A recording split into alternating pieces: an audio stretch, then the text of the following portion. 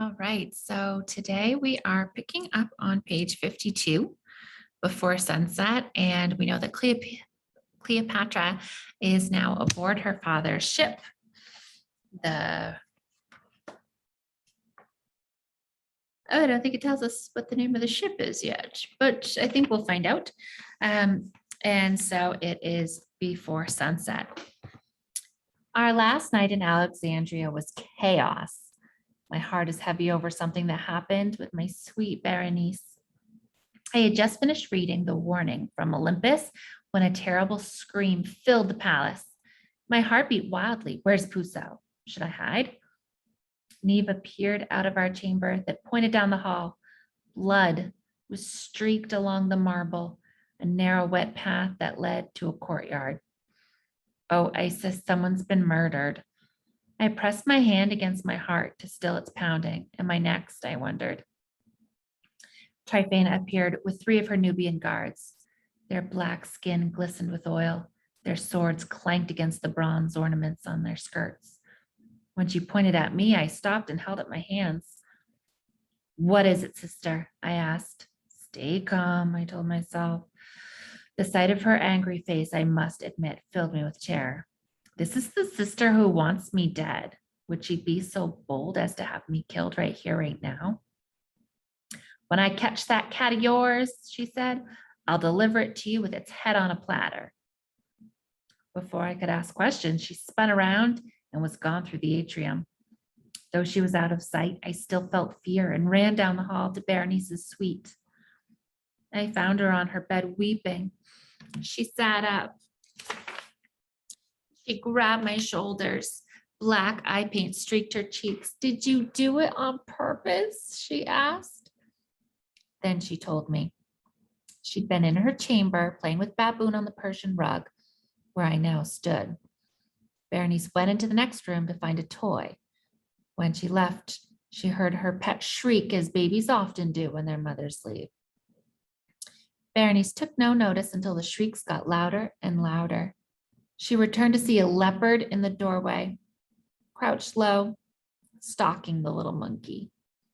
While Berenice screamed for help, my arrow, yes, my bad cat, pounced on Baboon and carried it away in her jaws, disappearing out into the garden.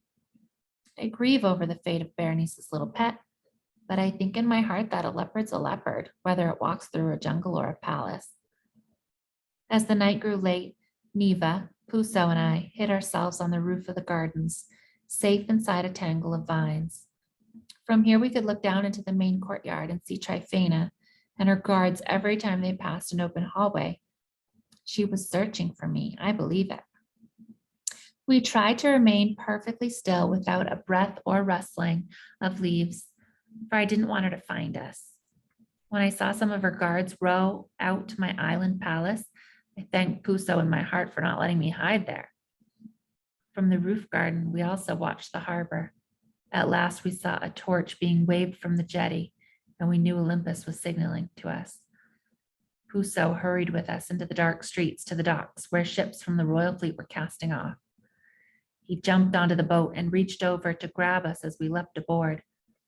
My heart was beating so fast, I had no breath to thank him. When Father first saw me the next morning, he was shocked. How did we find him? And why were we here? He asked. He was steadying himself against the rail and the rolling sea at his back. It was still dressed in a brown chiton. Neva was below unpacking our chests that had been sneaked aboard days earlier. I explained there were schemes against my life, and not just his, and how Olympus had helped me escape. I want to be with you, Father, I said. When you meet Caesar, 2 Ptolemies will be stronger than 1. He looked at me with tired eyes and took my hands in his.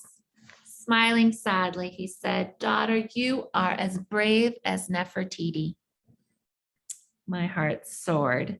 Does he know how much I admire Nefertiti? In my jewel box, I keep a brooch with the carved profile of this beautiful queen who lived more than 1,000 years ago. During my many hours in the library, I've studied her greatness and that of her husband, Pharaoh None. Their religion was based on worshiping only one God, monotheism. This God was the spirit of truth. Some Egyptians hated them so much for this, they destroyed monuments and erased their royal names from many of the records. I'm honored that Father thinks I resemble Nefertiti in character. She stood strong for what she believed in, and she didn't worry about what other people thought of her. I'll write more on this after my stomach settles. I'm feeling ill again. To continue. Our ship is among a small fleet of royal triremes with Father's servants, advisors, and other loyal officials. He's the commander, but unfortunately, he's sleeping again. He's sick not only from the sea, but also from wine. As the days draw near to when he'll face the Romans, his courage flees. They might laugh at him or kill him. As he takes pleasure in drink, he prays to his god Dionysus that they will still be friends and will sail back with us to Alexandria with soldiers. It's nearing sundown. The northern coast of Africa is on our left, our port side, desert mostly. A thin strip of white appears to be waves breaking on shore. They must be huge if we can see them at this distance. A shout has come from one of the sailors climbing the mast. A ship is rapidly approaching from behind. The next morning, there was no small commotion as Puso rushed me below the forward deck for safety in case of pirates. I ducked under the low timbers and noticed Father lying in a berth, passed out, vomit on his chin. He's having a rough go of it. I love him, but how can he rule if he is drunk this often? Am I wrong to think that I'm the most capable royal aboard this ship? Another guard threw a cover over Father's head, so he would appear to be just one of the drunk sailors, while Puso tucked me inside a little hot closet filled with coiled ropes. It was horrid. I strained to hear what was happening on deck above, and I wish I had my hourglass to see how much time was passing. Finally, a thump against our hull told me the other boat had caught up to ours and was tying on. I waited, expecting shouts of fighting, but instead I heard a low murmur of men talking. I unlatched the door to my closet and crept out. A fresh breeze flowed down the stairway, along with a voice I recognized, Olympus.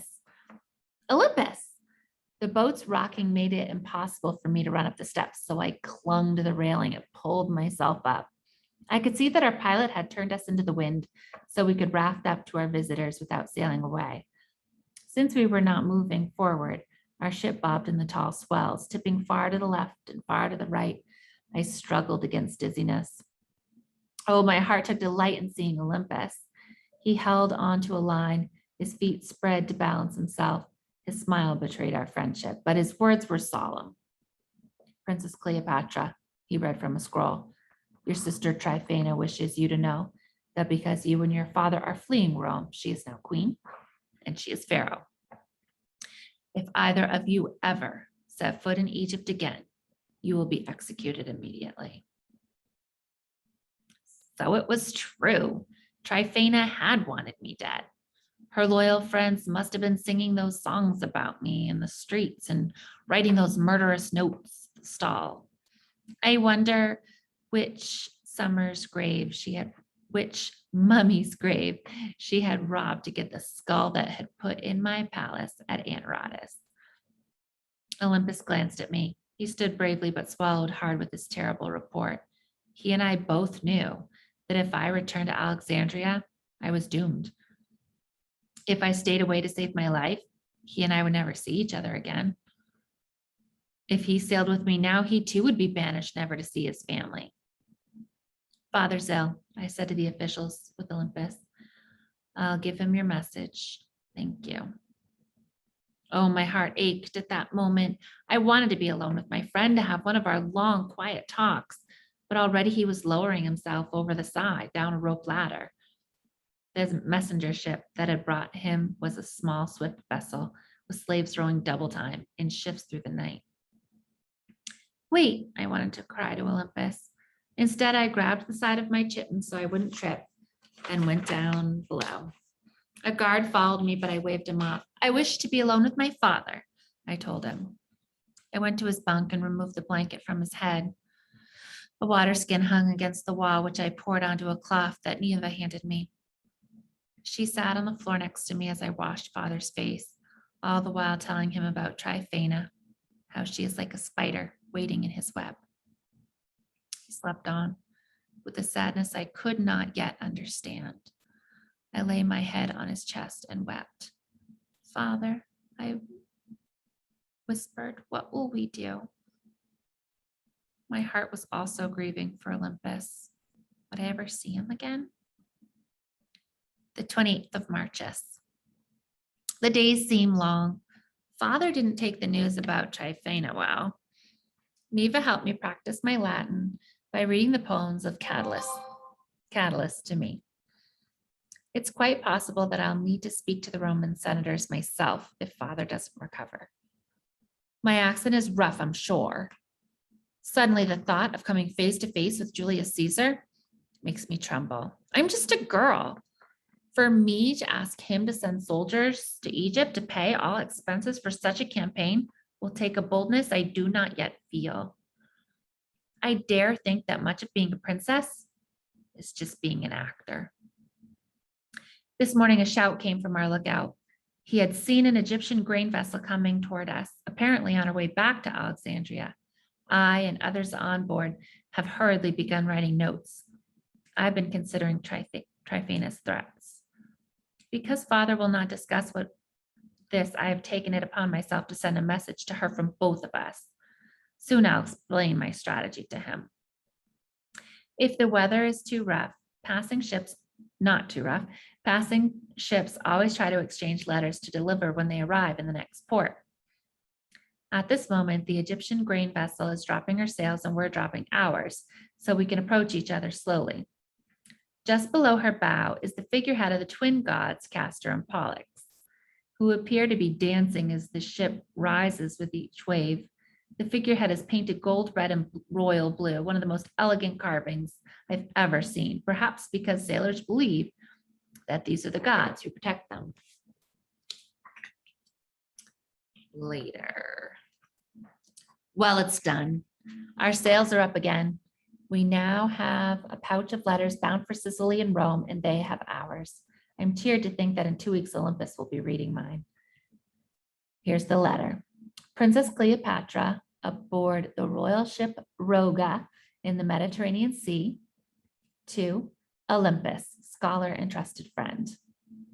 Mercy to you and peace. Deliver the attached letter to my sister Tryphena, please. I've told her she may remain queen, and that Father and I will submit to her authority and be her humble servants if we return to Egypt. Perhaps if she doesn't fear us, she'll let us live. I wait to hear from you, dear friend, when the next ship from Alexandria brings letters to Rome. If you find Arrow, take her to the zoo. She'll be safe with the other leopards there. Bucephalus is surely doing well in your care. And does that terrible snake still hide in the palace? If Isis favors me, she'll lead that serpent to Tryphena. To continue. The seas are calm. No wind fills our sails today, so we move slowly. When I look over the side, I see the long wooden oars swinging up out of the water, their silver tips dripping, then swinging back into the swells. Over and over and over, the rowmaster sits below, beating his drum to a rhythm that rarely changes. His hourglass hangs from an overhead beam, so he knows when to pass around the water bag. Often he sings, sometimes the slaves join in. When the wood begins to creak, he pours olive oil into the leather straps, holding the oars in place to lubricate them. I've noticed this must be done at least once a day. I do not like to watch these men, for unlike my household slaves, they live in miserable conditions. Their ankles are chained together at all times to keep them from diving overboard and trying to swim away. Because this ship has 3 levels of oars, the rowers must sit inside the hull on benches, one bench on the other. Their arm movements must not vary by even an inch, or their oars will hit one another, causing the ship to veer off course. A sound I often hear, but is close to my heart, is the crack of a whip over the men's backs. They're often beaten, especially for falling asleep. On another subject, the water's so clear I can see barnacles on the sides of the ship, A fish with large black wings appears from time to time just beneath the surface, as if it's our companion. It is as wide across as I am tall, and it uses its wings as if they were a bird. Sailors are trying to catch it to see if it tastes good. Last night brought sounds from the different ships in our fleet. The god Dionysus is being worshipped daily. This I know because of the crude songs and wild laughter. There's much tossing of dice too. Brawling sailors have been rolling empty amphorae overboard, which is foolish because the storage jars are valuable and we could have just refilled them at the wineries in Rome. I plan to put a stop to this waste. From one of the ships, I heard loud moaning. Loud moaning. Neva and I leaned over the side, hoping to hear better. Someone must be ill or injured, I thought, but our captain said no. It was just the lioness and her mewing cubs caged beneath one of the decks. He said there's also a young giraffe, all deliveries for Caesar. All right, and that is where we're going to stop for today. Thank you. See you later.